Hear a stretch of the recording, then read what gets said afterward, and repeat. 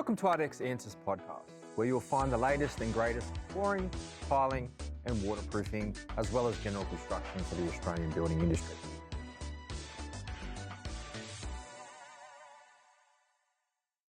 Welcome back to ARDEX Answers. I'm Monique Fenech and joining us is James Muir. Welcome, James. Thanks, Monique. James is our Training and Technical Services Manager. The topic today is a really serious one, efflorescence. It is. What is it? Well, for those out in the tiling world or your general customer, it's typically white deposits that can be found through your grout lines and then 9 times out of 10 sitting on your actual tile itself. But the efflorescence is your salt deposits, which in a nutshell is the salts coming out of anything that is cementitious, which is part of the system. So that could be from the substrate, it could be from the tile adhesives, and it could also potentially be from the grout as well. Now, a lot of people assume it's coming from the grout, but unfortunately with grout is the porous part of the system. 9 times out of 10 you're dealing with tiles that are non-porous, your ceramic tiles, your porcelain tiles in particular, and the efflorescence has a path to escape, and that's unfortunately up through the grout lines. So that's in a nutshell. There's a little bit more scientific to it, but your salt deposits coming up through your grout lines. Sounds horrid. Sounds absolutely horrid. Nightmare. So where and when does it commonly occur? Is it in the bathroom? Is it in the kitchen? Is it outdoor? Yeah, look, efflorescence can occur internal as long as the conditions are right. And I'll give you an example in a minute of that.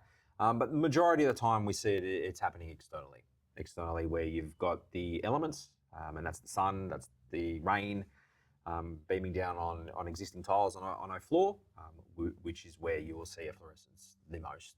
Stair risers is another quite common location, your stair treads, where you'll see efflorescence build up as well. So external is typically the main area where you see. And how long after installation does this efflorescence rear its ugly head, let's just say? Yeah, again, depending on the conditions, the location, which is also very important. I mentioned salts. Now, where we're based here at Kemps Creek, we don't have a lovely ocean view here at Kemps Creek. We've got a creek, but when you're at the coastal regions, you've got a lot of salt in the air. Unfortunately, that can increase the risk of efflorescence occurring, but yeah. And what's the worst case? It all sounds terrible to me, but what is the worst case you've heard come through the hotline and gone out to sea? Yeah, look, unfortunately, anything that's efflorescence is worst case, because obviously from an aesthetic perspective, it does not look good, doesn't look the best. You've spent your hard-earned money on nice tiles, nice grout, and you want to make sure that it stays like that for the lifetime of the build.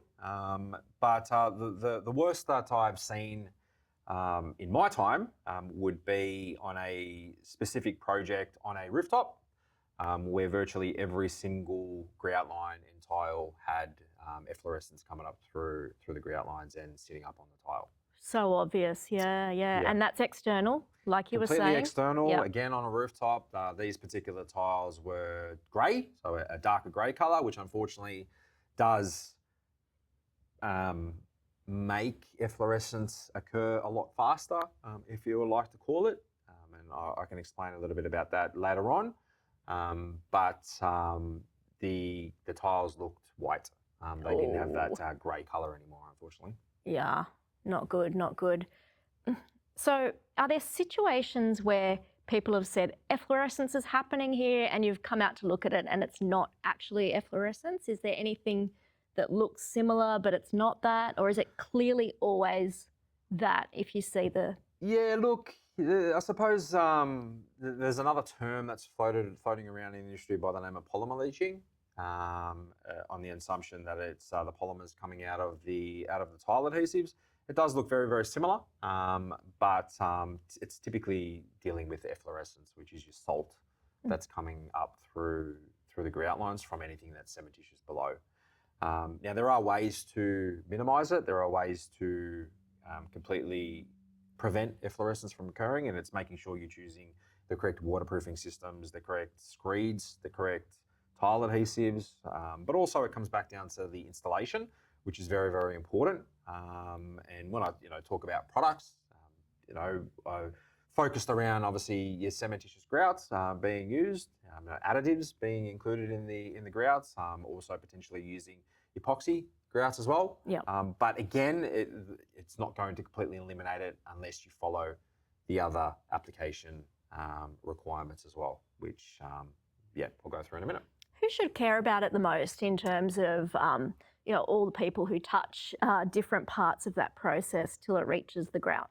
It needs to start with the builder, the site supervisor, the tiler, the waterproofer. Everyone that's involved in the project needs to be aware of it, needs to understand what it does, needs to understand how it occurs, but also how to prevent it from occurring as well. And again, coming back down to choosing the correct products, but also making sure that the correct applications are being done, which will ensure and minimise efflorescence from occurring.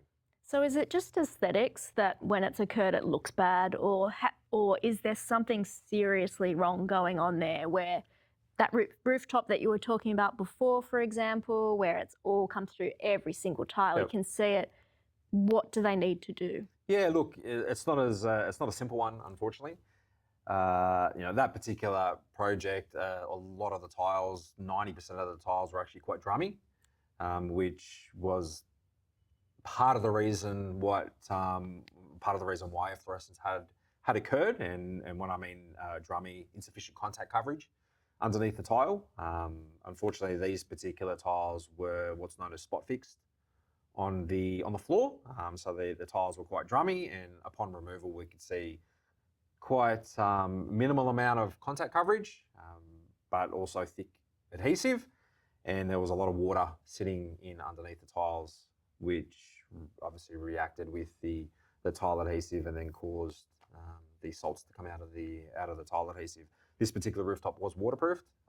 The waterproofing membrane that was chosen also had re-emulsified, so it was breaking down. And that particular membrane was also a cementitious membrane as well. So again, that cementitious system causing the efflorescence to rise up through the grout lines. So where can people go for more information? Do we have a technical bulletin on this one, James? We do. We have what's known as ARDEX TB130, which is grout discoloration, but it also talks heavily involved in efflorescence. And we've also got a CPD on this. So we have a CPD presentation on this, which is available online, that anyone can request to watch, where the TSD agents do go through the grout discoloration, but also efflorescence, how it occurs, how to minimise it, what's causing it, and like I said at the beginning, a big part of it is application, ensuring you're achieving the contact coverage, you're collapsing the notch lines.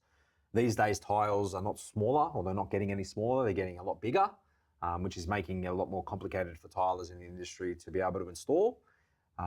But ensuring you're back buttering tiles, which also does help, ensuring you're getting the correct contact coverage, and making sure that you're applying the adhesive with your notch trowel in the same direction, not fanning, so you can collapse these notch lines. And the good thing is 3958 was updated in 2023, and there's a lot of graphics now and photos shown in 3958 on what I am talking about in relation to your contact coverage. So that's really good for the industry to see. It's easy to preach, but actually see what we are talking about from an application perspective for the industry to understand. Yes, this is what James is talking about from ARDEX. So, please, 3958 does have very, very good information in it now, which does highlight the contact coverage that I'm talking about. Because you don't want this to happen to you. Absolutely not. Absolutely not. Yeah. Like I said, you're spending all this hard-earned money on tiles that look really good, and the last thing you want is to see efflorescence coming up through your grout lines. Thanks for joining us, James. Not a problem. Thank you. Don't forget to subscribe, and we'll see you again soon.